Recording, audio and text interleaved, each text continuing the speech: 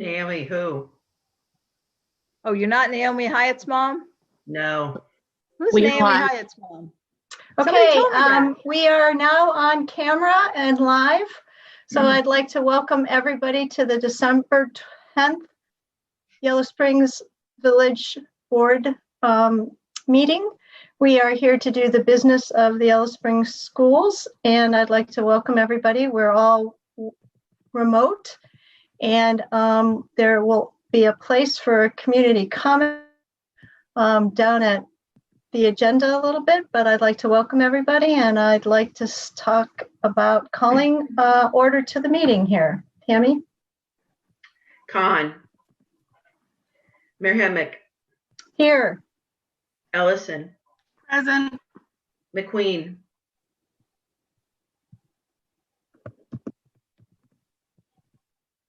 Steve, are you muted? Yes, sorry. Yes.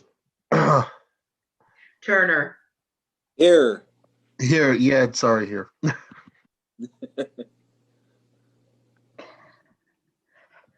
All right, moving right along. So I have not presided over a meeting. Steve Kahn is not with us, obviously, so I hope everybody will be patient with me.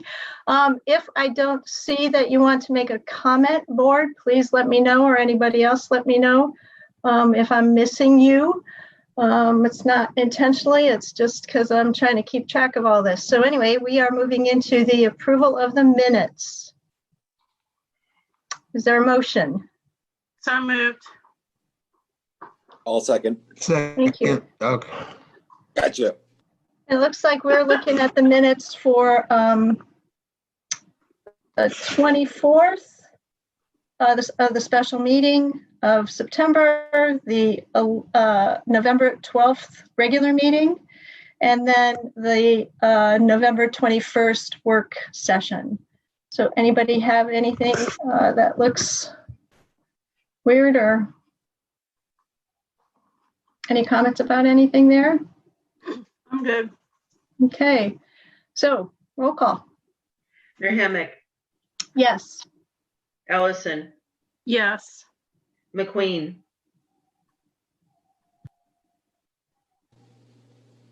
Yes. Turner. Yes. All right. Again, I'd like to welcome everybody who's present out there. I can't really tell how many people are perhaps watching us, but would like to welcome you. And again, remind you that the community comments are coming up shortly. Moving into community presentations and any reports. We've got any communications to look at? I don't think so. All right, any community comments? I don't see any just yet. I can flag for you if any do pop up. Okay, great. All right, so we're going to move into schools in action.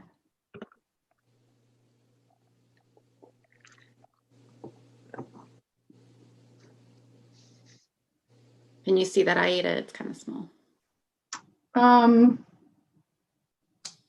This is the digital performance of the Oregon Middle School and Yellow Springs High School choir that we are going to be looking at right now. Awesome.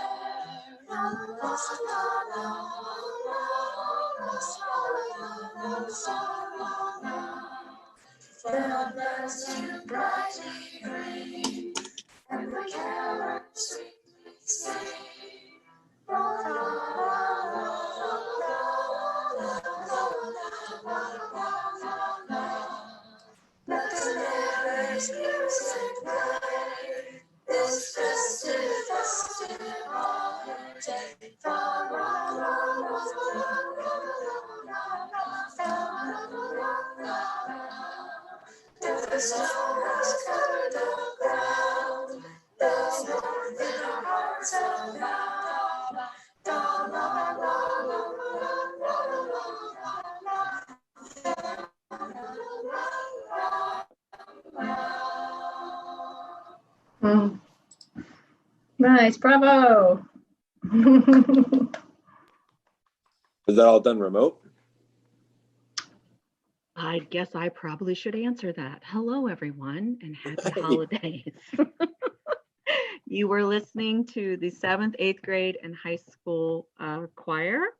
There are 37 of them. That was representative of 22 of them. I am working on getting those last 16 to sing in a microphone if I have to go stand outside their house and sing a song over and over again until they do it.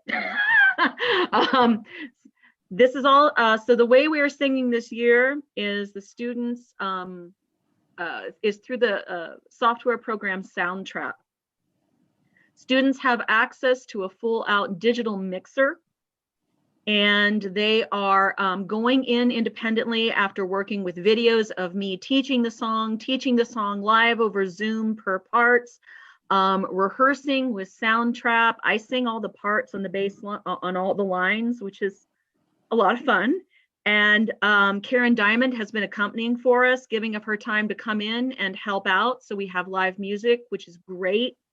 And huge shout out to her for everything she does. And they sing at home on their own in their rooms where they feel safe. Wow.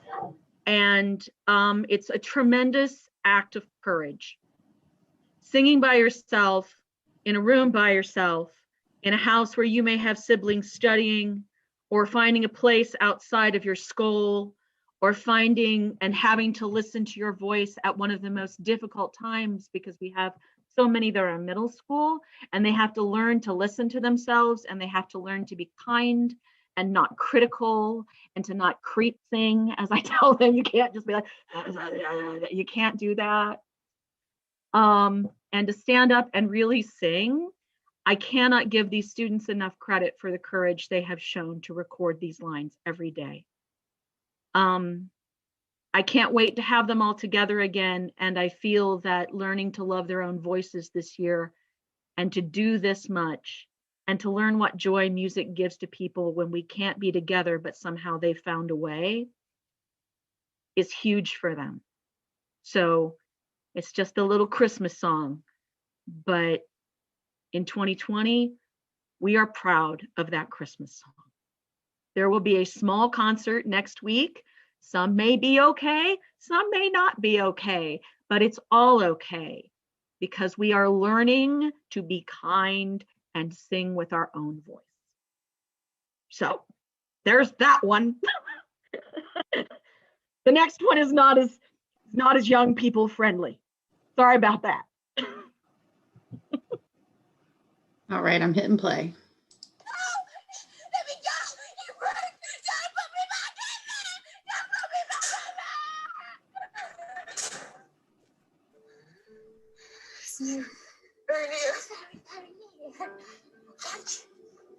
I know that. That I know for. Can't you feel it? Of course I can feel it. Are you mad? Feel it in my heart. Feel it in your heart. I don't know for. Feeling very. Yes. I can feel it in my ear, can't you? I'm feeling quite. Oh, yes. Yes, ma'am. I can feel it. Oh, I know that. That I know for. Can't you feel it? Of course I can. He's coming. Of course I can feel it. He's coming. He's coming. He's coming. He's coming. He's coming. He's coming. He's coming. He's coming. Very, very near. Can't you? Yes. It's the light. It's the light. It's the light. It's the light. It's the light. It's the light. The light. It's the light. It's the light. It's the light. It's the light. It's the light. It's the light.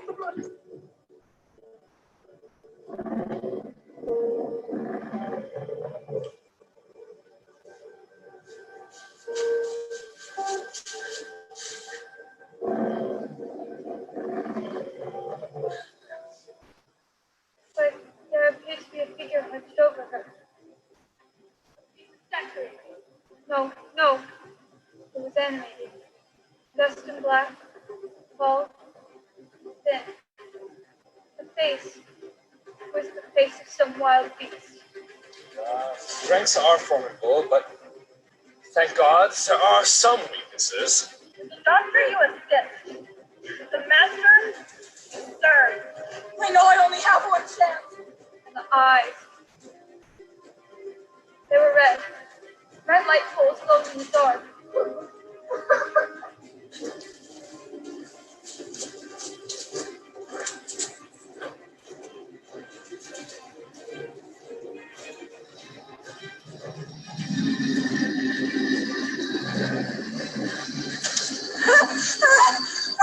Be still.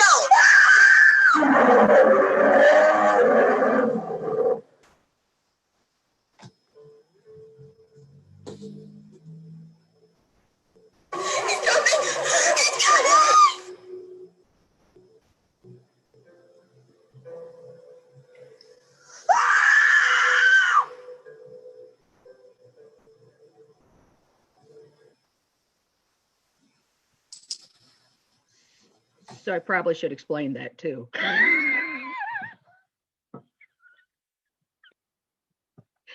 So it's been a strange year since I've seen you all.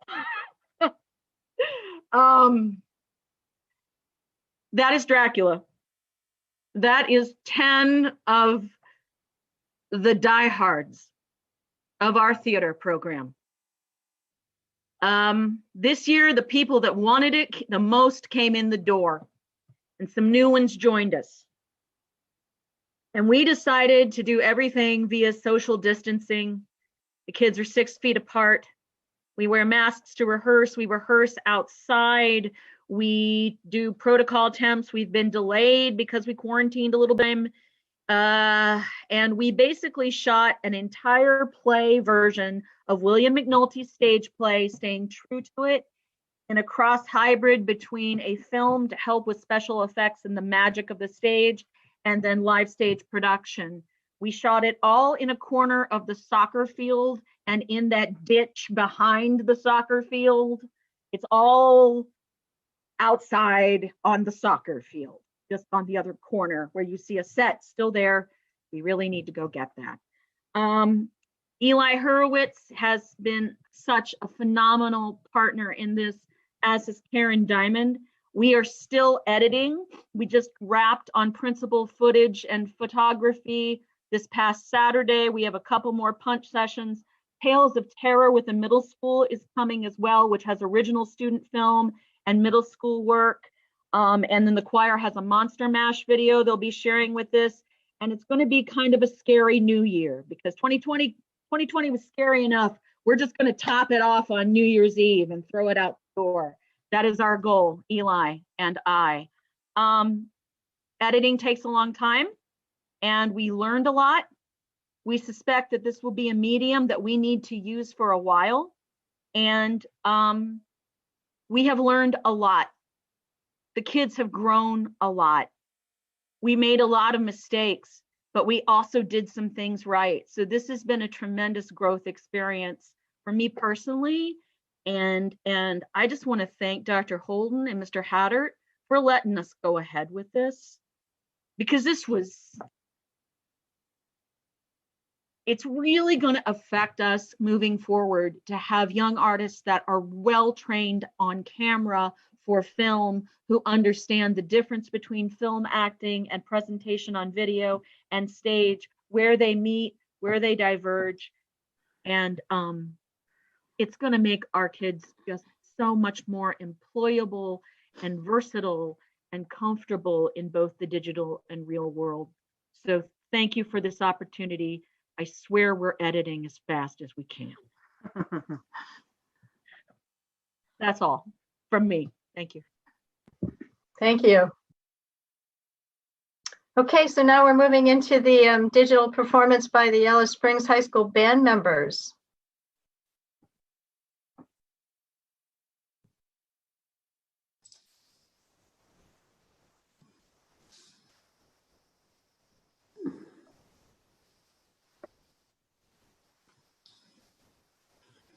Oh, my bandwidth might not be enough to support it.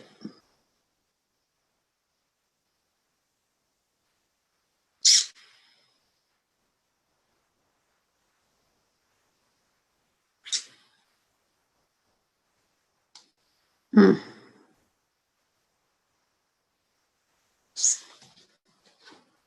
All right, let me try something else.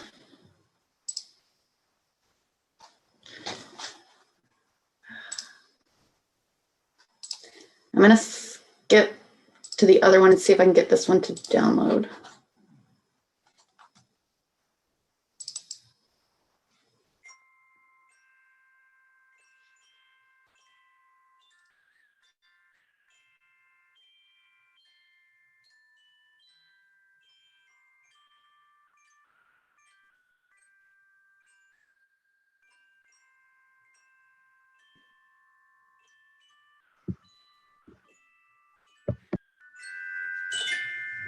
There we go. Oh,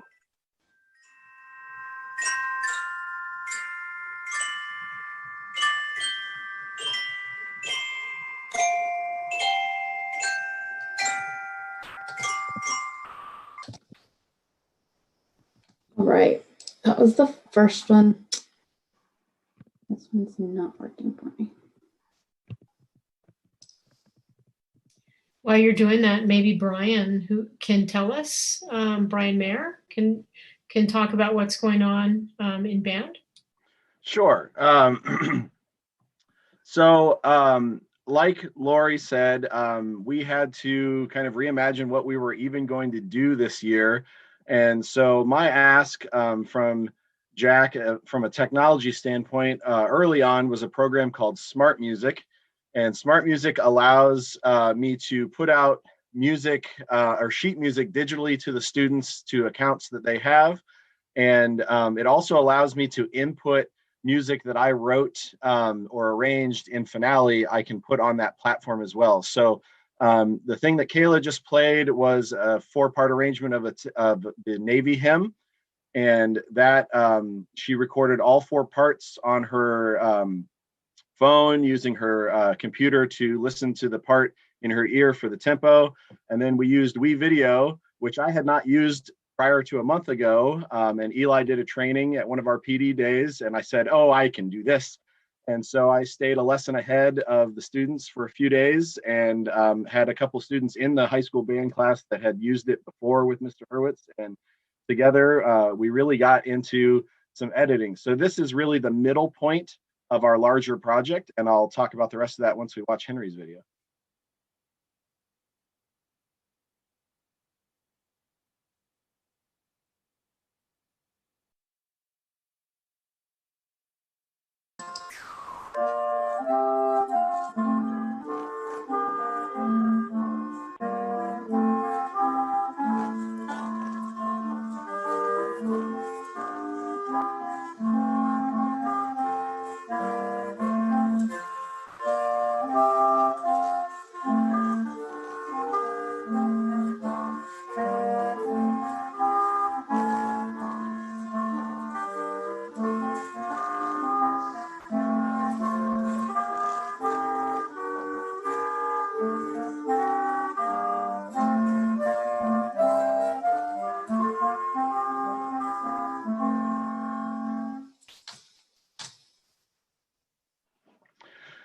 So kind of the bigger picture things with this project, and to let you kind of know the scope, the first project was I had all of the high school band students learn the melody to one of the tunes from Lord of the Rings. And then I recorded the accompaniment parts and then put their videos in the solo spot. So each of them got an artifact of my accompaniment and their solo to give to their parents and relatives for first quarter. And then in this project, they had a choice between 2 chorales, the one Kayla played and the one Henry played. And so they worked on those for a couple of weeks, practicing and recording their videos. While they were doing that, we also, on a live video call, I gave them the accompaniment track from my video and their original solo video to teach them how to use WeVideo. So there was kind of, without worrying about recording and then trying to edit, they had stuff to edit together. And then the first half of this quarter, we just kind of finished up these projects last week. They took their 4 different recordings and they had to figure out a way to stay in time. So we talked about strategies of what to use for a metronome and that kind of thing. And then spend a couple days on the call together, with me just fielding questions while they were editing on their own machines. And that was a really interesting, different style of teaching that I had not done much before. And I really kind of enjoyed, I've gone from about 25% technology to like 90% technology. And it's a really interesting thinking forward 3, 6, 9 months, how much of this I'm going to be able to keep as projects in the future for students to show off what they're good at and access music outside of our normal range of what we can schedule for a concert band or an orchestra, to allow them to have way more voice and choice than they have before. And so the next stage of this is that I've had them all send me requests of songs that they want to try and do. And I've done about 12 arrangements. So they've got some ones to pick from. And so they're going to do a second 4-part or 8-part video now with this big learning process. One of my favorite comments from our debrief today was Sydney Roberts said, "I just wish I would have given myself another hour to practice before I tried to record everything." So, having them be self-reflective of their time management, of their practice regimens, has been really cool to watch them grow. This high school band, I think, has grown just about the most of any class I've got this year. They really have taken the ball and run with it, to use the sports analogy. And we've done some, when we were doing the Lord of the Rings video where everyone recorded the same tune, they submitted their recording to me, and then I put them up anonymously on a Google form, and we did a gallery walk where they listened to each person's video and just a random student number assigned, and gave comments on rhythm, pitch, dynamics, tone quality, articulations, and then I gave those comments back to everybody, and we kind of read through them in a Socratic-ish seminar and discussed what their peers thought about their recordings. And their big comment to me then was, it was so nice to hear the other people play, because when you're sitting listening to the computer play it perfectly, you think, man, I really am not there yet. And they said, oh, after listening to their classmates, we're doing fine. We're on track with where everybody else is. So I look forward to their choice songs that are going to be finished up towards the end of first quarter. And kind of an idea that is brewing is to take a full band piece and assign out the parts so that each person is responsible for 2 or 3 sections, and then put that together in a bigger video of maybe 16 or 18 squares. So yeah, a lot of really cool stuff with Smart Music and WeVideo, and just using their own personal technology. We've had to really kind of stretch what we're able to bring into the practice room. Thank you. That's fantastic. Appreciate getting that experience. And just so the audience knows out there, that a very proud grandparent sent me that middle school, high school choir tape before the board meeting. And it was, I don't know what it came across. My computer got it. It was pretty staticky and stuff, but it's a very well done and put together. So I hope everybody gets to see that as well. I'm putting All the right, links. thank I'm you. putting the links to both of them in the chat. Great. So if you want to see them, Great. thank you. I just want to say, the quality, I think this is not the best vehicle for that, but I can't wait to re-listen because I think they're gems. And I just want to say thank you to both Lori and Brian. And also, this pandemic has caused us to do things in a different way. And not all of that is bad. And I think we're taking some real learning from this about how we might just do things differently or start incorporating some different things. So thank you to both of you and to your students. Well done. Hear, hear. Thank you all very much for supporting us. The I'll links just are say in there. Feel the free to link- share them. The links are also on the board agenda, so people can click them themselves to listen or watch. Great. Okay, thank you. Take care. We are now moving on to our retirement presentations. Thank you. You know, it's always sad when people leave, especially when good people leave. But it's probably bittersweet for them. I don't know. I think that to get to retirement is a good thing and should be celebrated. And I want to talk a little bit about two women tonight that we're going to celebrate their retirement. Normally, this would be done in person with food and drink in a very celebratory manner, but alas, we are not able to do that. But I want to say some things, and then I know some other folks want to say some things. So Connie Richardson is retiring after 12 years of dedicated service to Yellow Springs schools from 2008 to 2020. She has served as an instructional assistant and has been absolutely dedicated to the children of the district. We also have Linda Coulter, who's an intervention specialist. She is retiring after 22 years of service to Yellow Springs schools. She's also served as a mentor teacher during that time. And both of these women, I'm honored to be able to have worked with them, at least for a little bit. And they serve as models for all of us about the right way to go about business and interact with kids and support kids. Before I have others comment, I do want to show, I have a nice plaque for each of them. So hopefully everyone can see this. This is Connie's. And then Linda's. And I will get these to you. Just a very small token of our gratitude and appreciation. So thank you very much. But I know some other folks would like to say some things. Thank you. Hi, let's see, I'm trying to not have my video on too much because my connection is terrible.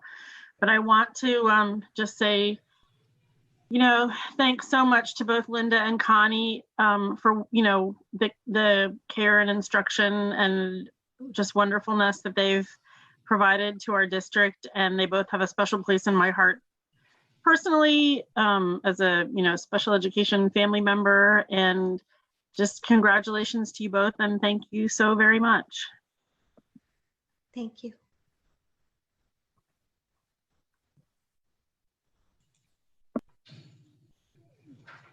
I want to jump in, and my time working with Linda closely was really short, and it was a long time ago.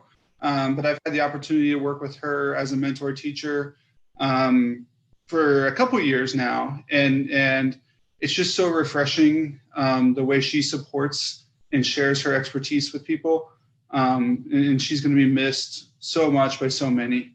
And then Connie, I've gotten to work with closely for many years now, and I've had the pleasure of working with Connie, you know, as a colleague,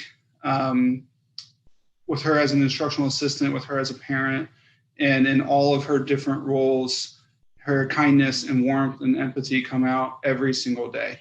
So, you know, aside from missing kind of her expertise and what she gives our kids, just that warmth and smile that she comes to school with every day, our staff's going to miss that as well. So I want to congratulate both of you and thank you. And I hope you have long and enjoyable retirements. Thank you.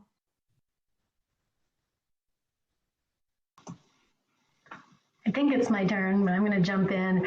I also wanted to say something. I wanted to definitely take a minute to recognize both of these women and really the impact they have had and the lives they have touched. The support that I've seen from both of them for our kids is amazing to me. With Linda, from the time I met her working at Yellow Springs, I was struck by the creativity that she has. It was a unique gift.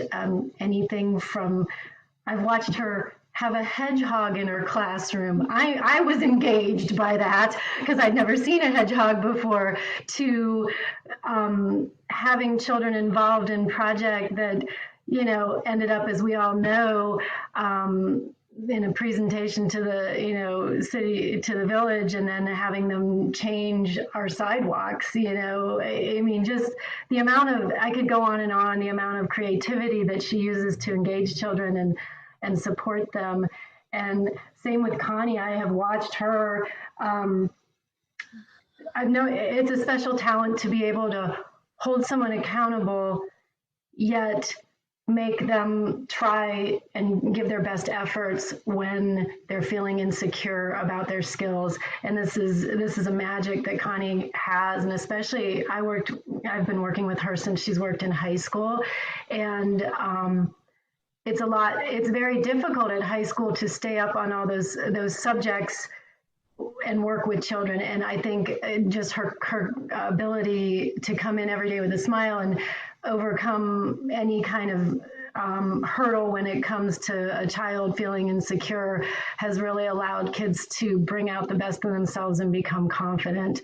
And so I am dearly going to miss both of these two, and as I know most of all of the staff here at Yellow Springs will. But as I said to both of them before, I'm so happy for them. I'm sad for us because we're going to miss you, but I'm happy for both of you, and I wish you the best retirement and many years of happiness. Thank you.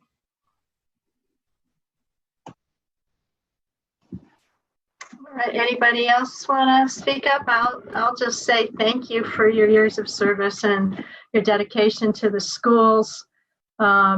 I have not worked closely with either one of you, but I've heard about how magnificent you both have been over time.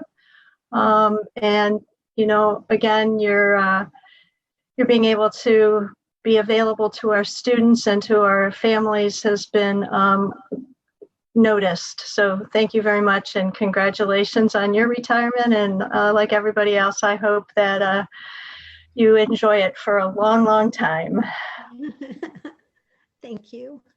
Anybody else? I'm sorry, I just kind of went right over. I can't really see if anybody's got a hand up or anything. So if you want to speak up, let me know. Otherwise. I'd like to say congratulations to Connie. Remember when we worked together years ago? Yes. So I didn't know until tonight that you were leaving. That I wondered who was leaving at the high school. So congratulations. Thank you. All right. Would you like to say something? Just briefly, I just like to thank everyone. It's been such an honor to work with all of you. I just can't tell you how much it's meant to me over the years. And I've been very blessed to get to know so many of you and to work for this district, to serve the community, and to serve the students of Yellow Springs has been a great honor. And I thank all of you very much. Yeah, I want to reiterate that too. It's been great to be here. Half of my years of teaching I spent in Yellow Springs, so that's a big chunk of my life. Yes. But I've been going through some things in my classroom, and I found some PBL projects, wheelchair sports. Remember when we had all the wheelchairs in the gym at Mills Lawn, and all the kids were trying out what it was like to be in a wheelchair. Yes. But anyway, my husband just got a phone call. It changed my train of thought. But anyway, that hedgehog she was talking about was a PBL project, and some of our special ed kids learned all about hedgehogs and shared it with every single student at Mills Lawn. That was a lot of fun. So it's just been a great journey and a lot of fun, and I love you all. And we're all, we have a great district, really innovative, a lot of brilliant educators, and just keep doing what you do best, serving our beautiful children. That's right. Thank you. Thank you again. Thank you. Yeah, you're welcome. Thank you, Bravo. Okay. All right, we are going to be moving along in the agenda here to the looks like our administrative reports. Who's going first? I can go first because mine's very short. I just wanted to, I thought I would have our special education profile information. It was due to be released in December, but it has not been released yet. So I just wanted to take a quick minute to sort of tell you what's going on with that. The last time, well, let me back up. Every August and then every December, I come in and give the board a report on the special ed profile in December, which is kind of like the preliminary numbers, and then the actual determination, the special education rating. We get a rating over the summer, and I tell you about that every August. So, of course, we're rolling along every August, every December, every August, every December. And then 2019, August, just like normal, I go ahead and I give the rating. We got 4 out of 4 on every category, which is the highest rating. Our overall rating, 4 out of 4, was the highest, which is meets requirements. That's the highest rating you can get. So everybody was happy. And then I expect to get it in, November, December, and report the next year's profile, preliminary numbers. And we get a notice saying they're going to be delayed. We're going to put a new section. We're reworking something called disproportionality was somewhat in our information before, but they are redoing. There's some new information. They're doing that in a different way. So to get that together, they decided we're going to delay putting out that information until March. But little did they know what was going to happen in March of 2020. So of course, since then, we haven't gotten any new information. Everything's been delayed and backed up. So now the plan is that they're going to consolidate the information from the time that was lost. And this is the very last slide and the very last picture. If you go down, Stephanie, because that's what was supposed to happen on the screen. And now if you go down, down, down, keep on going down. Okay, there you go. So they're going to consolidate the information, and if you look in the bottom where it says December 2020, we're supposed to get information, phase 1 of the consolidated information for the profile. In April, we'll get phase 2. It'll encompass that data from 18-19 school year and then 19-20. We always report a year in arrears, because they have to compile the data. So instead of one profile, we're going to get something December, April.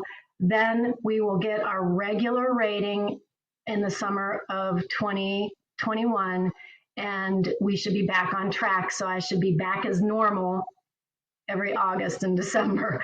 So far we haven't gotten the December, but I'm hoping that in January we'll have the phase 1 information to give you. So I wanted you to understand, hey, she used to give this information and she disappeared for a while giving that information, and then she's going to come back. I will say that the one area that caused the original delay is called significant disproportionality. And really what that is about is disproportionate numbers, meaning are we over-identifying, say, children of a certain race? Are we over-identifying them in special ed compared to other groups? Are we placing them in more restrictive environments for special ed than other groups? And are we disciplining them more, suspension, expulsion, than other groups? So that's what's going to be a little bit different. It's been reworked and recalibrated, and new, it's going to be reported differently. So previous to that delay, all districts were kind of wondering, how's this going to affect our numbers? Usually the first time they recalibrate something, there's a little bit of kinks to work out. So that'll be the unknown, and we'll see what that's going to be like. But those are the numbers I'll be rolling out probably in January and either April, May, and then we'll be back to our twice a year reporting. So that was all I wanted to report on for you tonight. Thank you, Donna. And whatever normal is going to be, right? Yeah. Yeah. Thanks very much. All right. Jack, Michelle, who wants to go next? I'll go because mine is also short. So our in-person learning continues. It's going really well. I think that it's awesome that we can do this and but also do it safely. I think we're able to fill a need, but also do it in a way that does not I guess endanger our community. And it's been going really, really well. The numbers in that are things like 75. This week we were back up to 120. So we're able to service a nice portion of our population, and it's such a joyous time. So it's going really well, and I know some people may have been concerned, but anybody watching, like, it's going really well. We're all staying safe, and we're gonna hope to continue it as long as we're gonna be remote. Kindness Week was November 9th through the 13th. The kids did a bunch of different projects around kindness. I shared a couple there. I think Mr. Hurwitz had them do kindness memes. These are just a few. There were so many. And he had a whole presentation, a slide, and I didn't want to have a brief. He said, I know. He's like, you can just load the whole slideshow, but that's going to be 3 minutes of kindness, and they might overdose at the board meeting. So I picked a couple of the really unique kindness slides, and then there was also an art project that was similar in nature, and the kids did a lot around being kind that week. And I love that, again, the technology has allowed us to celebrate in different ways. It's normally, from what I first year here, but Kindness Week is a big deal, and it's celebrated by all the teachers and throughout the school, and there's like all these things that go on. We couldn't do any of that this year, but they were still able to celebrate. So that's what those pictures are. Mills Lawn is pleased to announce that we've been approved as a host organization for the Miller Fellow Program. As we continue with our remote learning plan, we recognize that our students are in need of extra social emotional support. And our goal is to alleviate some of the emotional pressures for our students and create more opportunities for social emotional engagement. And our Miller Fellow is going to work closely with us and our team to plan and implement some creative SEL activities. So that we were really excited that we were able to be approved for that. And I didn't want to go when everybody else was going because it's in my report. Linda Coulter obviously is retiring this year. After, I know we keep saying the 20 years of service for Yellow Springs, but when you do the math, like we were laughing at, like, Linda's been teaching longer than I've been alive.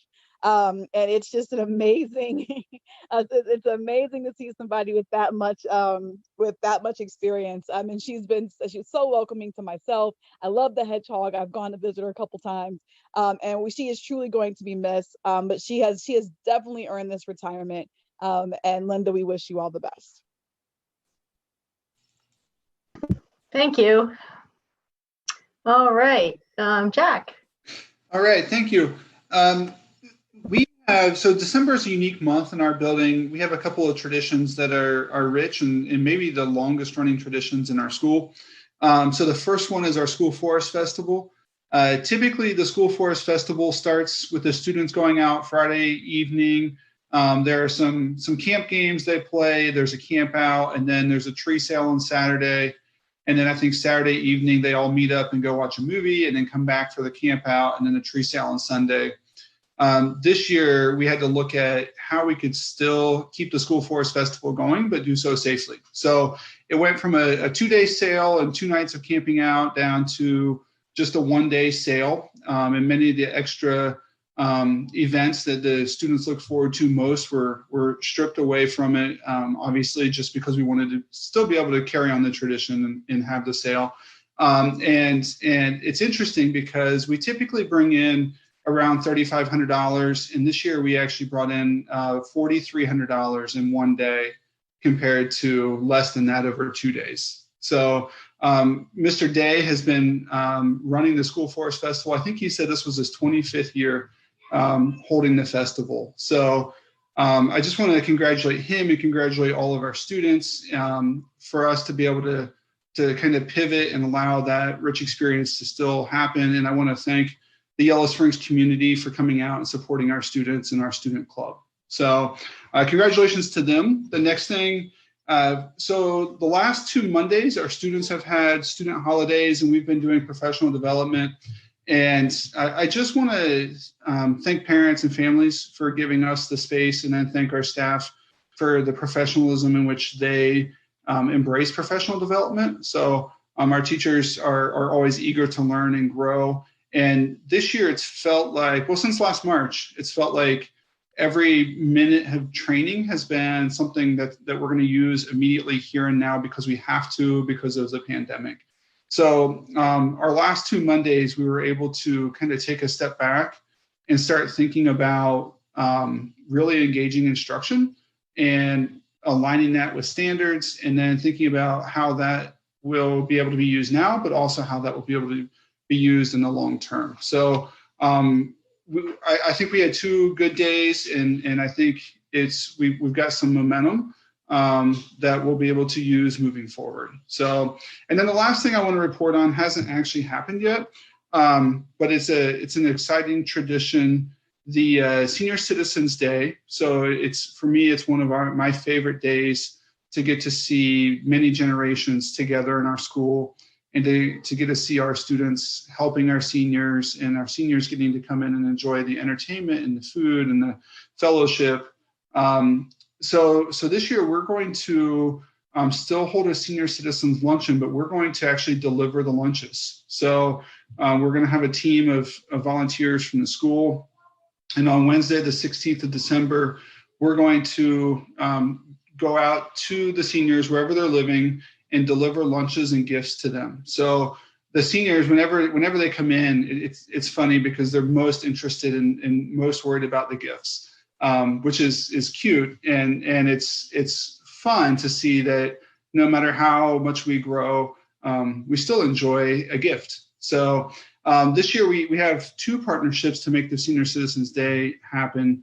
The first one is our food service provider, the Nutrition Group. So they will be providing the meal, preparing a meal, and so that we can deliver that. And then the other one is the Yellow Springs Community Foundation. So again, they are coming back and supporting our school community and our community as a whole. So they're going to be providing gifts for all of our seniors. So we're going to go to the doorstep and try to do a nearly contactless delivery. And when this came out in the paper, the following Monday we came in, and just the voicemails coming in from our seniors and to hear their appreciation was really exciting. So right now we have 95 stops planned and 113 seniors who will be receiving gifts and meals. So very excited and looking forward to that fun day ahead. Wow, thank you. Sounds great. And yeah, I just want to say congratulations to Mr. Day for 25 years of some really raucous times of school forest and cold times too. And you know, the trees this year just seemed gorgeous. Every single one I've seen. So however they're being tended to over the years, they're really showing that they're getting a lot of tender, loving care. So anyway, thank you. All right, I think we are going into, that's it, right? Going now into the treasurer's report and recommendations.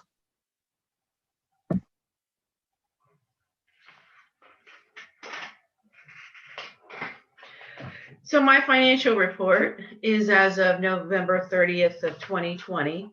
And Stephanie, you can just scroll through this. I'm just going to talk a little bit rather than go through each individual page this month.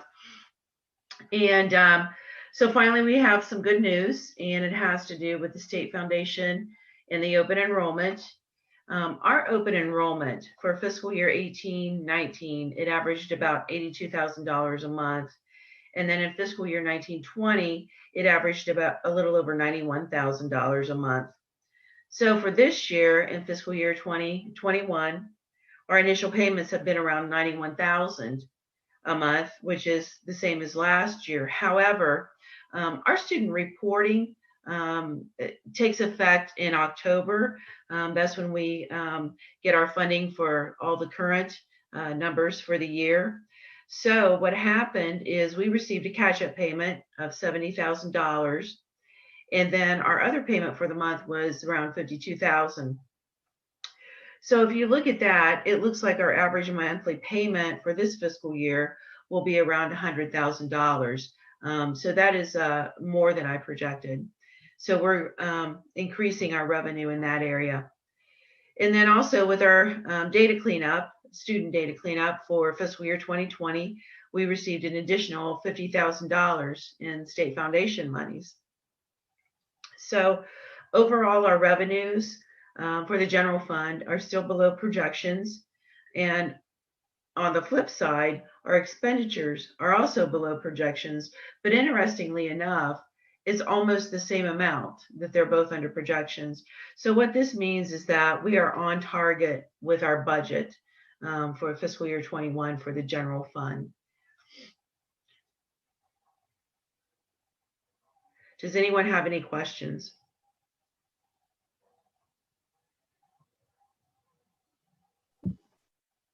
I guess not. Thank you, Tammy, and that's good news. Appreciate hearing that, and thanks. I know that it feels, every month feels like a year, so I relate to that comment.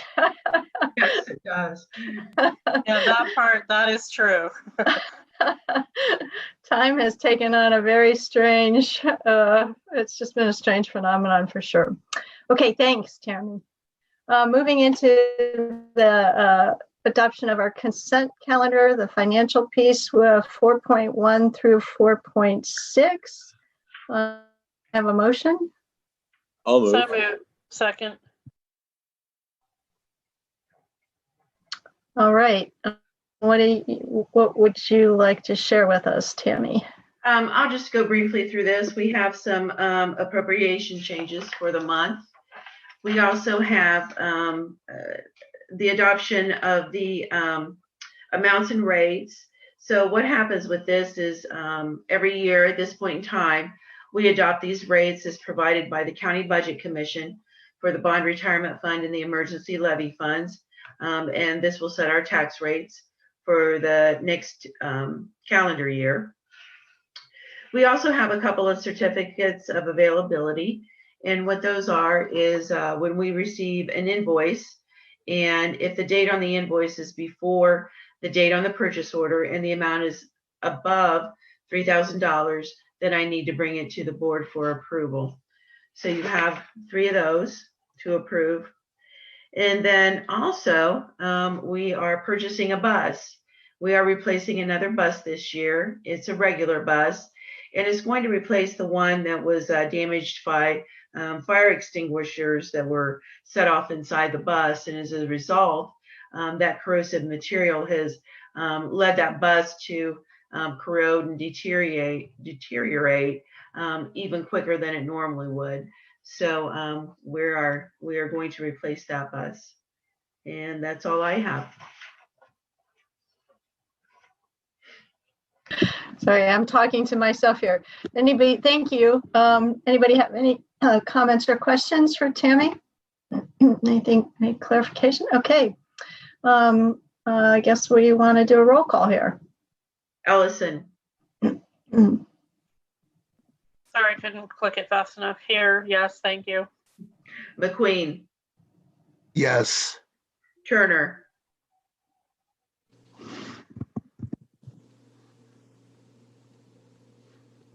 TJ. Yes. Mary Hemmick. Yes. I got you. All right. So that all passes. Moving into the superintendent's report and recommendations. Thank you, Aida. I have 2 items in my update. One is House Bill 404, which Governor DeWine signed into law at the end of November. And it's really a continuation of some measures that existed last year, and all due to the pandemic. So one is teacher evaluations and the prohibition of using student growth measures for that, extends deadlines for teacher licenses. Schools are not penalized for failing to administer some. Now, this is not a full pass on all assessments, but on some diagnostic assessments, there's no penalty if you can't administer them because of your remote learning environment. Food processing registration exemption. Basically, this allows us to continue to deliver food. And then it extends the open meetings provision until July. Again, all because of COVID. The next piece is the Fair School Funding Act. And I've talked to the board before about school funding and the DeRolf case and the fact that for 23 years, school funding has been unconstitutional in Ohio, but there's been no relief. So this Fair School Funding Act comes out of the work of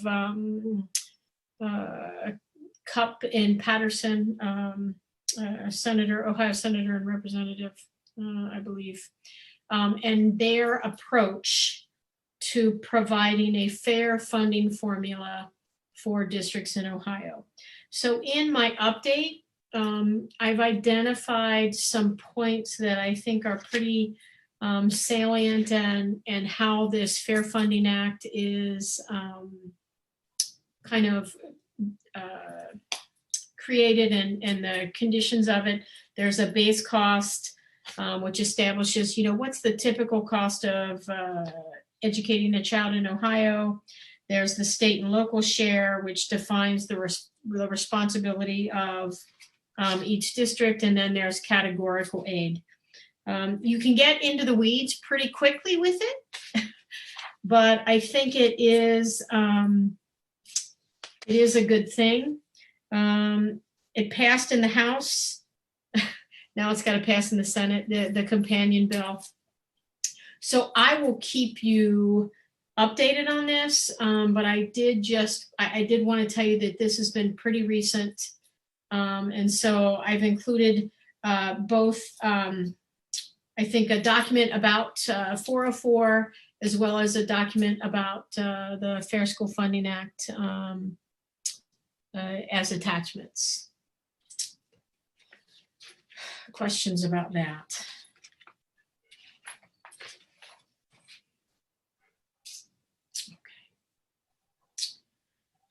Okay, and those are my two quick updates. Okay, thank you. So now we are moving into the administrative portion of our consent calendar, 6.1 through 6.3. Is there a motion, please? So moved.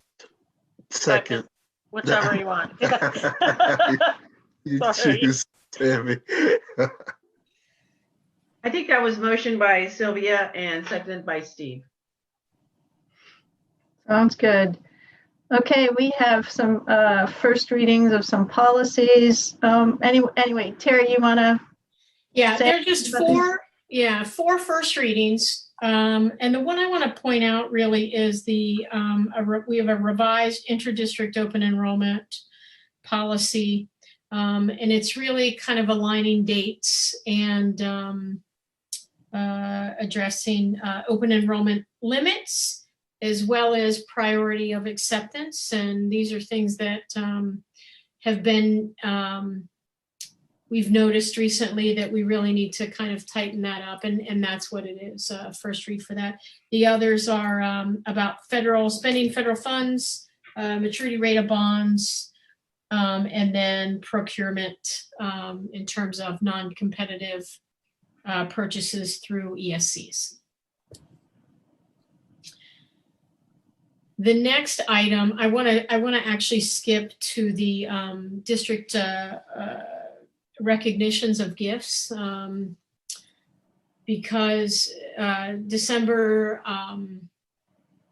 2nd, I think, Giving Tuesday just occurred, and we had some very generous donations. I believe we had some come in after that, but I want to right now recognize those folks who gave on Giving Tuesday, and I'll make sure that these folks get a written thank you as well. We exist through state funding and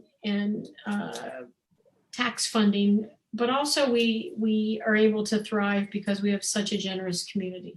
So I would like to thank Teresa Graham, Susan Miller, Kelly Schindel DeLacy, Andrea Carr, Angela Harris, Holly Underwood, Liz and Dan Robertson, Tina Vujanovic, Rebecca Klein-Lawler, Gwen Agna, Jackie Delk, and Molly Lundy for their generous financial support of the work of our teachers to support students. And I'll make sure that in the next meeting and subsequent meetings, we recognize all of those donations that come through. So I want to make sure that I did that tonight. So thank you so much. Mm.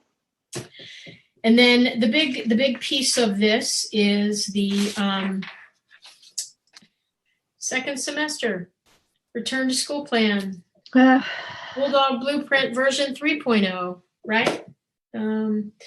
If you remember, in October, when we decided we would continue second quarter remotely, I committed to having a plan at this point. Hang on, Steph, don't scroll yet.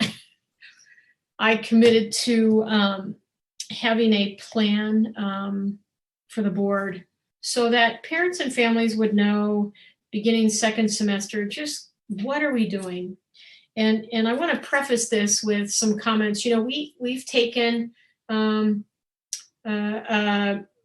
more conservative approach, and I think that that's been the appropriate approach. And it really reflects our community values, and each district has had to decide this, and superintendents have had to decide what's right for their particular districts. And some of those districts have been in person, either full-time 5 days a week or hybrid. And what I've noticed is that there's been some back and forth, you know, in and out, because as the pandemic gets worse, you know, schools are impacted. But for us, I think our approach has been appropriate. I want to lay out this plan, and I want to say it is a plan, and as such is always subject to change. You know, folks have asked me, why now of all times when things seem to be darkest are we doing this? Well, we're doing this because we need a plan. We need to know what we're doing when, and I have to believe that things are going to get better. So I'm gonna go through this, and then feel free to stop me as I go or ask questions at the end. Okay, scroll down just a little bit, Steph. So as you know, in the second quarter, and I think Michelle talked about it, we've been bringing kids in on Wednesdays. I think we've had 3 so far, and they've been successful. You know, our kids need that connection. Our adults need that connection, and they've been successful. So in many ways, that's been a nice trial run, right? What might it look like if we start to bring more students back in person? But this plan, go down a little bit more. So our second semester starts on January 19th. So this plan details what might happen then. And I want to say might, because there are criteria that will determine whether that will happen or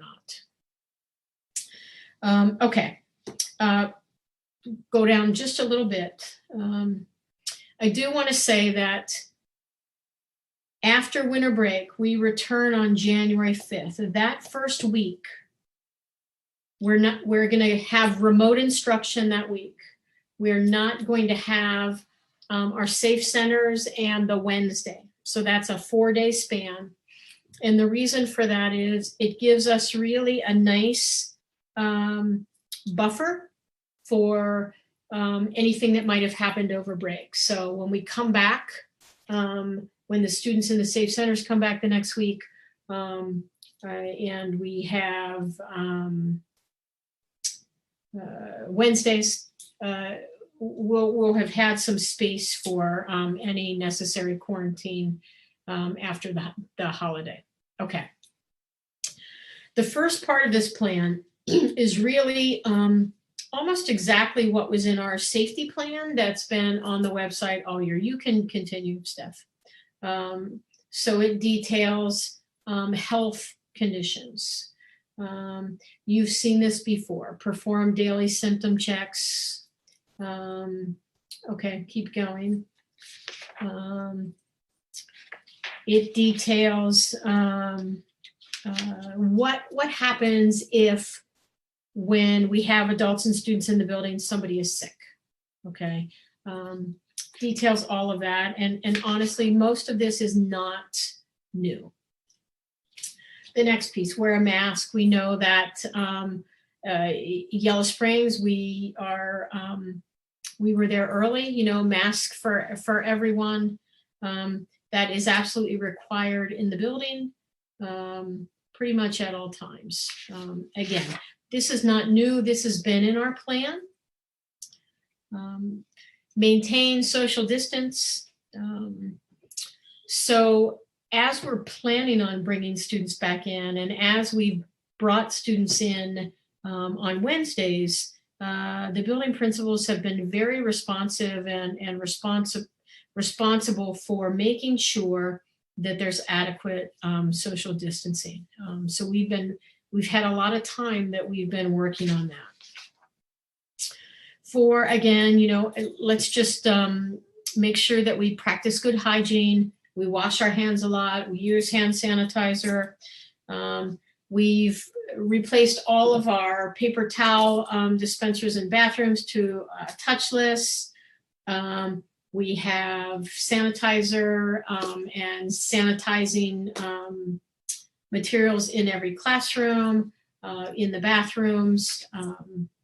So we've had time to really kind of test this out and make sure that what we say we're going to do, we're able to do. Again, the next piece is, as I've just referenced, classroom sanitation and how do we sanitize spaces. How do we address high touch areas? You know, Craig Carter, our head of maintenance, has been working hard to purchase all of these materials. He's been working with the building custodians on plans and sectioning off the building and talking about, you know, what portion is going to be cleaned at what frequency and who's responsible. Water fountains. We've retrofitted the fountains that we were able to with bottle fillers, so that will help because the water fountains are not able to be used as water fountains.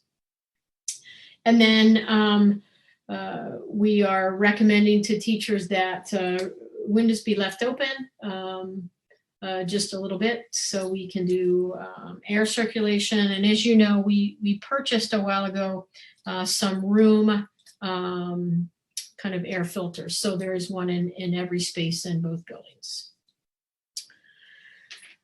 So transportation, you know, as we start back to an in-person environment, whether it's 50% or 100%, we transport our students so that we're going to make sure that there's appropriate social distancing on the bus. We will seat siblings together, but if we can, but space between other students, every other seat. Drivers will have seating charts. Windows will be open as appropriate. Hand sanitizers available on every bus. Face masks are required. The bus driver has certain tasks that he or she must do when running around. We currently do have some transportation going. We transport our Career Center students and we transport our teams. Okay.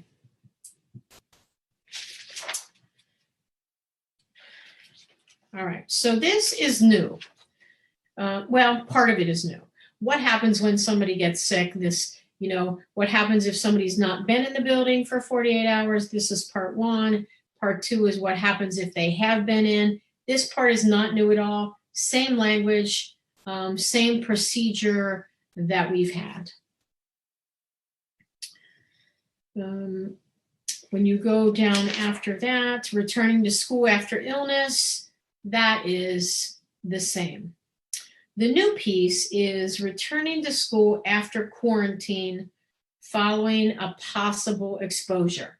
So it doesn't mean you've tested positive, but it means what's the procedure after you are notified or realize that you've been exposed to a positive case. This is the reason that you see districts kind of in and out on what seems like this roller coaster. Because the guidance has been 14 days. So the Centers for Disease Control and Prevention recently changed their guidance. That then came to the Ohio Department of Health on December 2nd. They changed their guidance. That was pushed down to Greene County Public Health, and they pushed this out to us. So there's really three levels. There's the optimal duration. That's what we know. That's what we've been doing, 14 days. Then there's reduced duration 1, stay at home for at least 10 days. And then there's actions related to that. And there's reduced duration 2, which is 7 days. I'm going to tell you, unless there's a reason for us to go to reduced duration 1, we are going to stick with the 14-day piece. I think that aligns with the conservative approach that we've taken. Again, unless we have a reason to do reduced duration 1, that will be our default to do the regular 14-day quarantine. Okay. And then the communication, this has always been in our plan. So the big change there is that guidance on quarantine. And I'm sure that you've heard it on the news. I mean, larger school districts have been complaining about it because it really kind of has impacted the day-to-day running of schools for those schools who've been in an in-person environment. All right, here's the big piece. When we return, a nice transition, a logical transition is to go from remote to a 50% hybrid approach. So what does that mean? That means really an A group and a B group. I'm going to start with Mills Lawn, and then I'll go to the middle school, high school. So at Mills Lawn, the principal and her team looked at all of the students with the thinking that we're going to group these students into 2 groups. So the first cut in that is to look at siblings, right? Family groups. How do we keep family groups together? After that, it was then how do we balance and look at class sizes so group A is roughly equal to group B. So they've done that.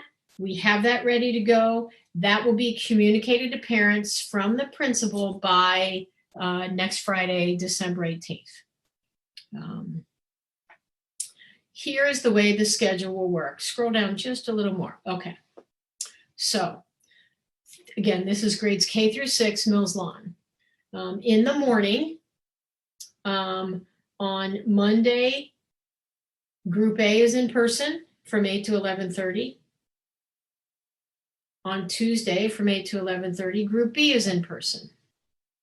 On Thursday, 8 to 11:30, Group A in person. Friday, Group B in person.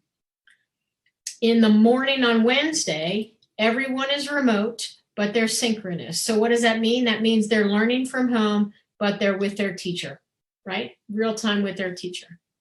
In the afternoon, every afternoon, except Wednesday, is synchronous. So it means they're learning from home, but they are with their teacher.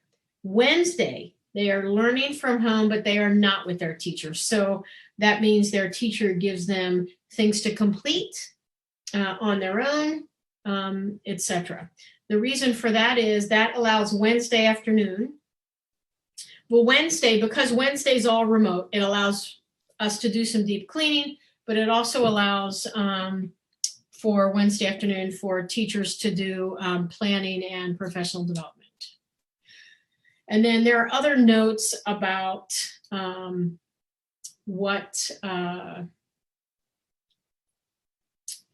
sorry, I feel like I've been doing this for months. There are other notes about morning meeting and kind of real specifics about the building. This schedule for Mills Lawn eliminates the need for recess and lunch. Students in the safe centers, and we will still run them, they will get recess and lunch, but it allows us to take that variable off the table. Students will get a lunch, a grab and go bag lunch. They can get that every day. So that's Mills Lawn. In this plan, there's also procedures for arrival and dismissal. You know, I don't need to go into that, but there is a procedure. Stop right here for a second. When kids enter, they will have a temperature check and they will be asked questions. And again, this is guidance from CDC, ODH, and Greene County Public Health. You know, are you feeling sick? Are you having any symptoms, etc. Okay. And then there's a map for parents about here's where you would come in if you're in a particular group. And then restrooms when students are in person, you know, who uses what restroom. We've tried to be, this was a big lift for the Mills Lawn team, and they've tried to be very thoughtful about this process. Okay, and then dismissal procedures, same thing. And then a map about that. You know, and things like the restroom procedures and the arrival and dismissal, again, as this is implemented, whenever that begins, you know, if it needs to be tweaked, Miss Person and her team will tweak that. Middle school, McKinney Middle School and Yellow Springs High School, you know, secondary schools operate differently from elementary schools, so it's not easy to do the same thing. But they are also in an A-B group, and those A and B groups align with the family groups for Mills Lawn, because we're trying to be sensitive to that. Again, so the cut for that was family groups, and then trying to balance by classes. Mr. Haddart had to move a lot of, I won't say a lot, a few classrooms, the physical space, just to make sure the size was appropriate for the number of students. Okay, again, like Mills Lawn, he will send out the list to parents and students of who makes up Group A and who makes up Group B by next Friday, the 18th. And here is this schedule. You'll notice that Wednesday, like Mills Lawn, is remote. For the high school, it's all asynchronous. Students work on their own, on projects, finishing other work. There may be some targeted synchronous tutoring in the morning, and teachers would reach out about that. That allows the afternoon on Wednesday for teachers to do PD. And then the biggest difference is that these students go all day as opposed to the half day for Mills Lawn. So Group A is Monday and Thursday, Group B is Tuesday and Friday. What I want to say is that Mills Lawn, the way their schedule is, the teachers felt it very important that kids had a teacher touch every day, and that's why that schedule was created that way. Okay, again, here's some arrival information. You can go down. And then, you know, temperature check at Upon entry, they will be asked the same questions. And then that's a little map about that.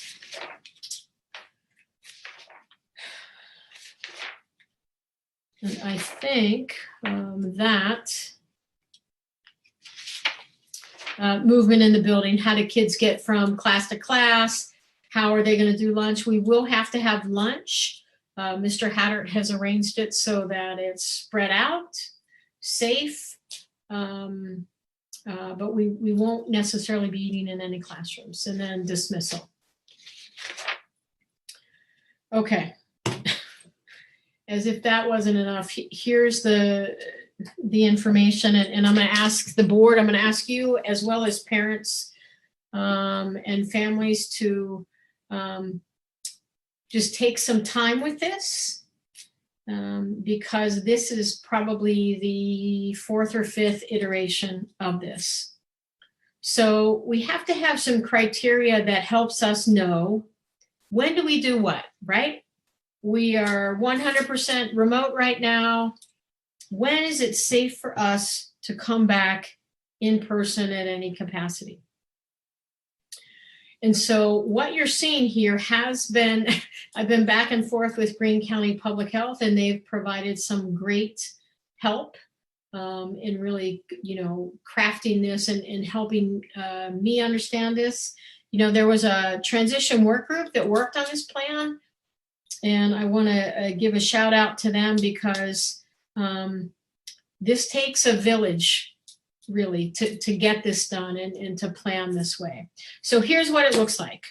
All of this is based on science. All of this is based on data that is readily available on the Ohio coronavirus site.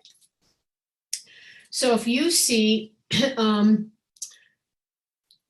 the first column to your left, that's the educational delivery model, either 100% remote, 50% in person, or 100% in person. So then how do we determine what's what?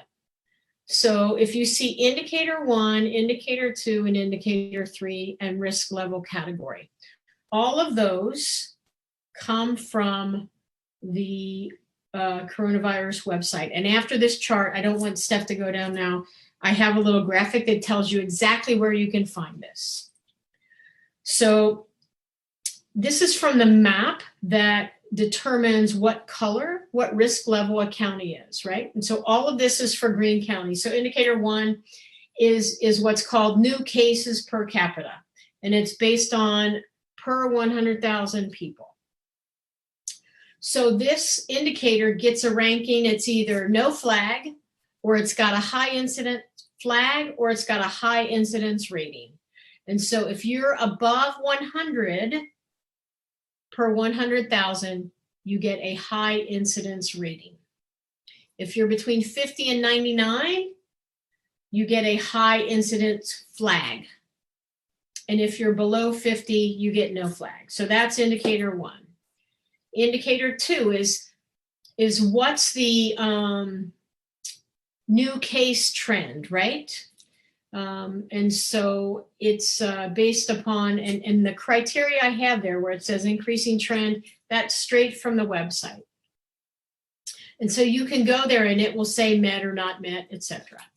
Indicator 3, proportion of cases that are not in a congregate setting, okay? So again, straight from the website. And then risk level 4, that's the color. That's what we all go to the map every Thursday and look at and say, oh, we're orange. No, we're red. So all of those are for Greene County. I can specifically get that information for Greene County. The last column is the 2-week zip code data.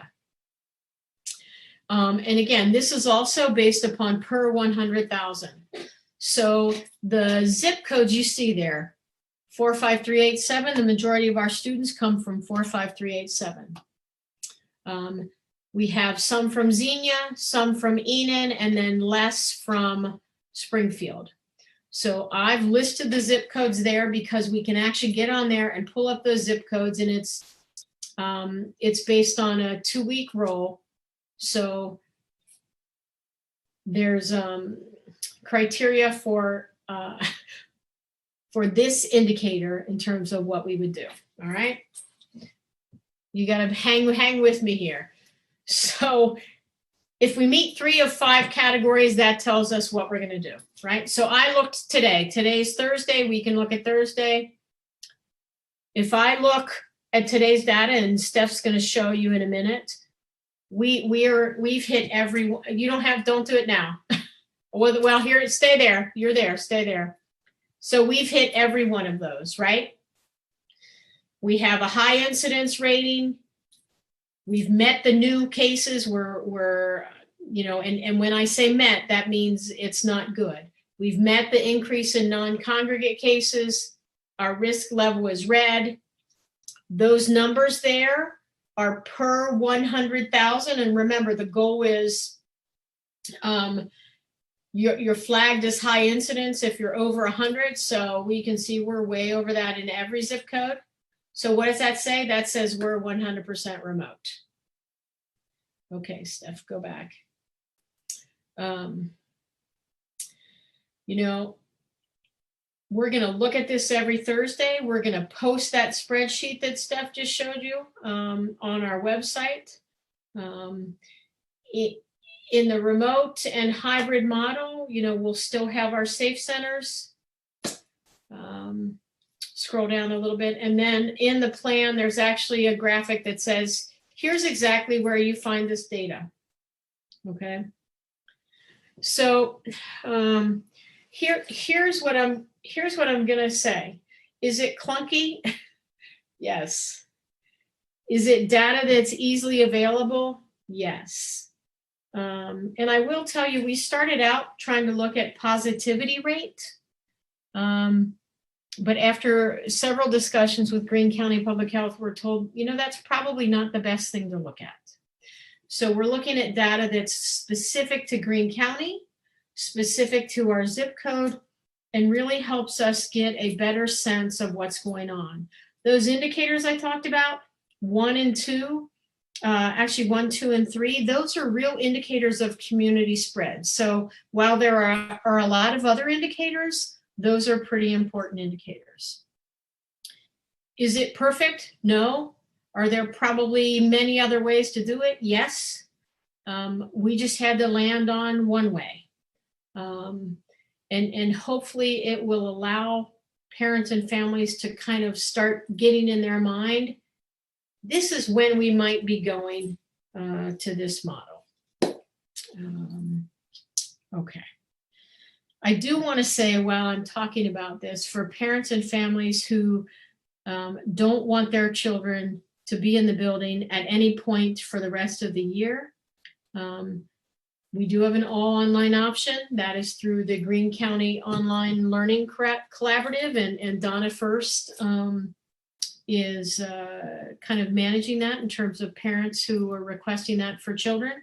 So in communication I will send out tomorrow, all of that information will be in there.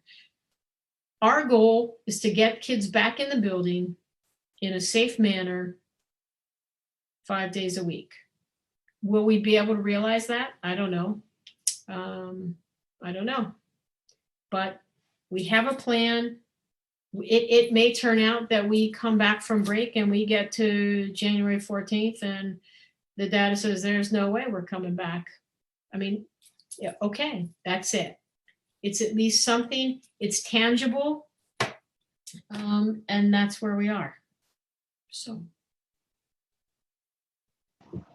Right, well, thank you. It's pretty all of it's pretty overwhelming, lengthy, and a lot to get through, but obviously you and everybody else has put a lot of thought into this, and so appreciate that. And any board members have any questions or anything that anybody wants to say? I do. It's TJ. So I was wondering, you mentioned a little bit on the website where we're going to post this data. Is there a way that we could post every single, you said you're looking at it on Thursday, making that evaluation. Can we put that someplace that's publicly available so we could actually see those numbers and each of the criteria? Oh yeah. So yeah, I am. So how we're trending, right? I think I'm sorry. just showing how it's trending and week from week to week to week, I think that would be great to show. And it's Correct. shows there's no arbitrary decision, that it's being driven by this data. Correct. Hopefully we can get it in a prettier form than this, but everything you see on this spreadsheet is what will be on the website. Okay, yeah, that'd be great. Yeah, and the beautiful thing is, we know every Thursday the map is updated. It's a great, 2:00 every Thursday. That's when it's done. So Terry, are there other allowances? I mean, a week is kind of a long time in the lifespan of this virus, and you're talking about a 7-day period, and it's half a quarantine. Are there allowances if something changes in between there very rapidly to switch between them? I'm assuming that that's a judgment call at your decision at that point, and you'd be considering watching it closer than just a once a week. Yeah, I think for me, what might change in a week would be if, let's say, we're in a 50% hybrid model, and all of a sudden we have teachers who are out. That would be something. I think that a midweek decision might need to be made, but I was trying to think about what's enough time to give notice to parents and families, and without being so long that things change in the interim, right? But I think, yeah, we have to allow for some flexibility for that. Yeah. Can I speak to that a little bit? I would love that. I mean, just as the board member who engaged with the group working on this, and also, I mean, I spent probably most of my energy went towards some of the information that our nurse Tita Brujanovic was putting together about the safety and reentry to buildings, and then for me, really because of working in public health, the criteria for when would the different plans meet criteria to be implemented, like to move to hybrid, et cetera. And we did have a lot of discussion about the kind of thing that TJ just asked about and Terry responded to, in terms of, there's all this information laid out, but what about other stuff?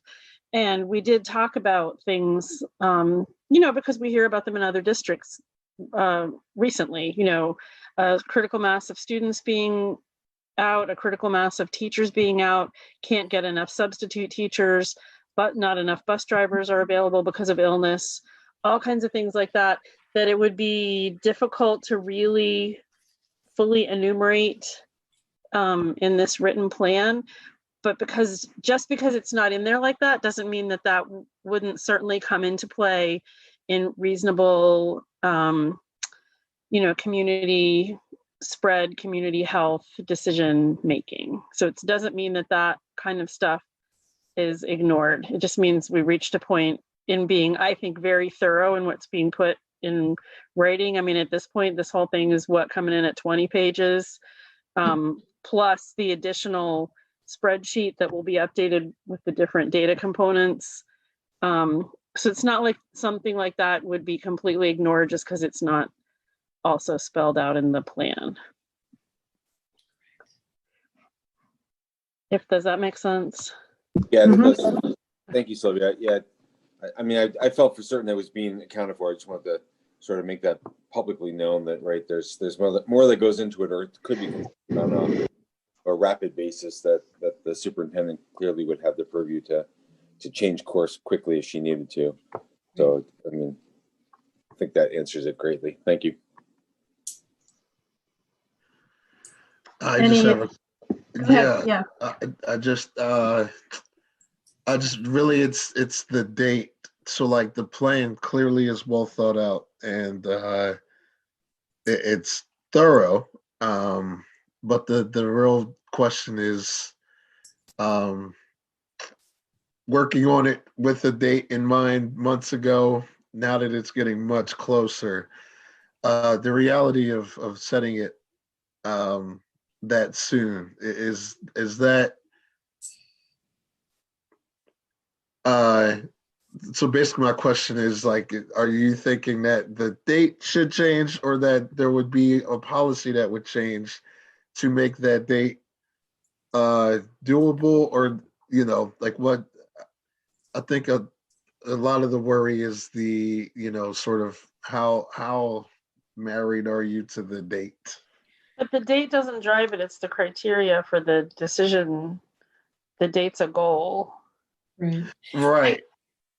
Yeah, Steve, I understand what you're saying. So, and I'll be honest with you, part of me said, you know what, maybe we shouldn't start thinking about this until February. But the more I thought about it, it's exactly what Sylvia's saying. I can sit here and say to you, and maybe I'll say it because I'm often wrong, and that would be a good thing, that there's no way that we will be in person on January 19th, because just simply from a data standpoint, where we are now to then, it's just not that much time. So when the data is laid out, it's clear that we're going to be remote learning. So that allows us to keep the date of this second semester. Hey, this is, we're starting here, and it may be that for 4 weeks into the second semester, we're still remote or longer. But I think that allows us, when we start with the date of the first date of this day of the semester, it really does help us see that the data really is driving it. Does that make sense? No, absolutely. Yeah, I just, I feel like a lot of people are worried that, like you said, instead of data driven, something along the lines of, well, since we want this date, here's, what we're going to promote. But so I just really wanted to sort of like, okay, got you. Whatever date is set, there's always a chance that that date will change due to data. Correct.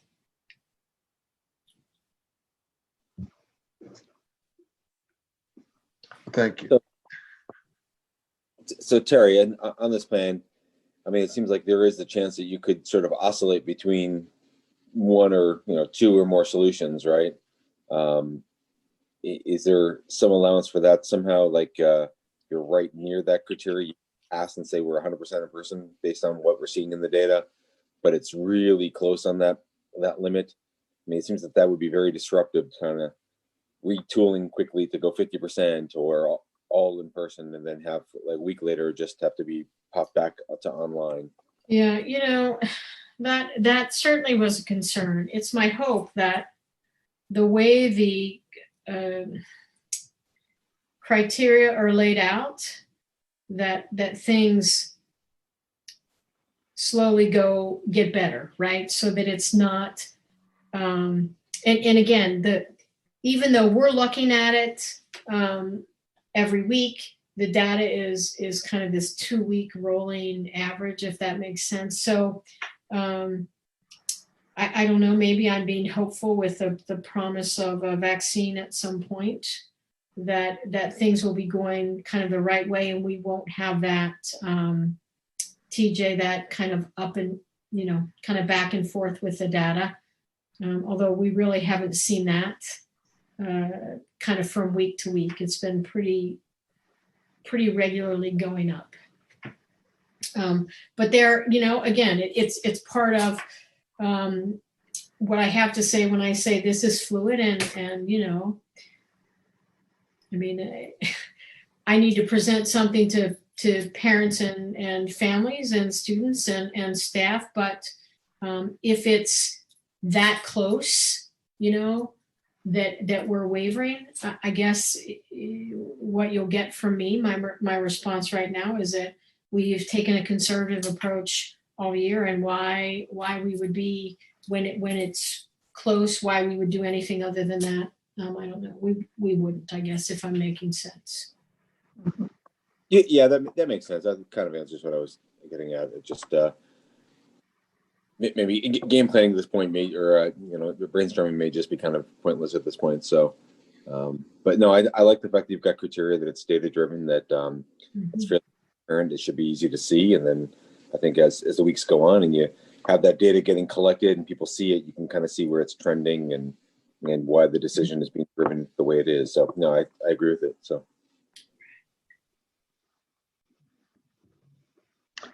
All right. Anybody else here? No? Okay. All right. Well, thank you. And thank everybody. I want to thank everybody who's been involved in this. I know it's been an arduous task and will continue to be. But appreciate the effort and the thought that was put into it. And, you know, we'll just see what happens and hope that everybody stays well as much as is possible here throughout this. So thank you. Let's see, we are now moving into, I guess we did the honors and recognition, right? We need a vote. Yeah, right. And then, so now could we get a roll call, please? McQueen, Yes. Turner, Yes. Mayor Hemick, Yes. Ellison. Yes. All right. Moving on to our personnel portion of the consent calendar, 7.3. We've got some personnel schedules. A motion, please. So moved. Second. Thank you. I think these are pretty standard, huh? Yep, board, I ask that you approve the 3 schedules as presented. Yeah, pretty standard. All right. I guess we'll just go. Anybody have any questions or anything? No. Okay, roll call. Excuse me, vote. Turner, Yes. Mayor Hemick, Yes. Ellison, Yes. McQueen. Yes. All right. Okay, moving into board communications. Looks like we have our beginning of the year organizational meeting date and budget hearing for January 2021. Mark your calendars, board, January 14th at 6:30. So we go from 6:30 to 7 with the organization portion of the calendar and then move into the board meeting. We need to appoint a president pro tem for that meeting. Anybody want to volunteer for that? That's very short because once the president is nominated and voted in, they take over. So I'll do it. I've done it before, but I may, as in the past, need a little reminder. Sure. Of procedure, but that wouldn't be anything new. Sure. No problem. Thank you for doing that.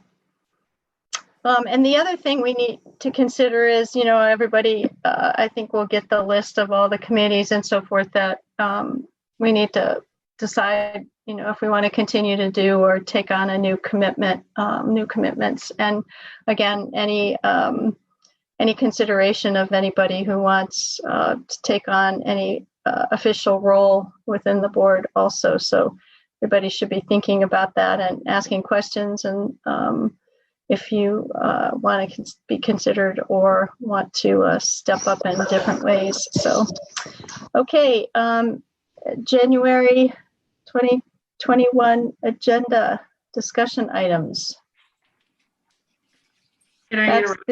That's the board leadership, the board committees, and the calendar. Can I interrupt, Aida? Yeah. Under 8.2, it has the motion and the second and the roll call to appoint the president pro tem. Oh, I'm sorry. I totally missed that. Okay. Is a motion for that, please? So moved. I'll second. All right. And so roll call then for Sylvia as president pro tem. Mayor Hemick, Yes. Ellison, Yes. McQueen, Yes. Turner. Yes. Thank you, Tammy. I'm looking down at the left side at the agenda topics and didn't look at the details. Thank you. How about a Greene County Career Center report, Steve? We did not have a meeting yesterday. And there's a lot going on, but until we actually discuss it at a meeting, I'd rather just have a huge report in January. All right, very good. And no holiday gathering this year, huh? Correct. No, not the fancy dinner that normally happens where the students get to cook. I'm really looking forward to it, but Yeah. pushed it back hopefully for April. We'll see. April, I think, yeah. Yeah, All right. so that's the hope, the goal. Yeah, right, good, right. Hope. All right, any other board member items?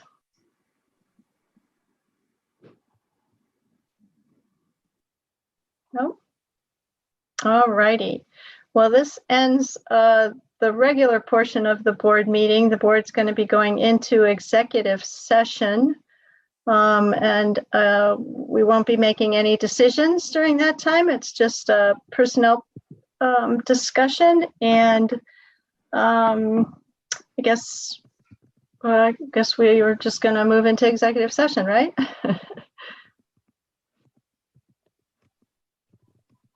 We have to motion first, correct? Yes, need a motion in a That's second. what I thought. So moved. Second. All right, roll call. Ellison, Yes. McQueen, Yes. Turner,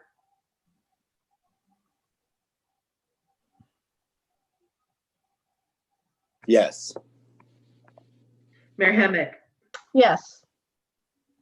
All right, everybody. Thank you for everything that you've been doing to help us get through this year. And here's a hope for a good holiday season and safety and well-being. All right, we'll be moving into executive session here. Okay. Will someone grab the adjournment for me?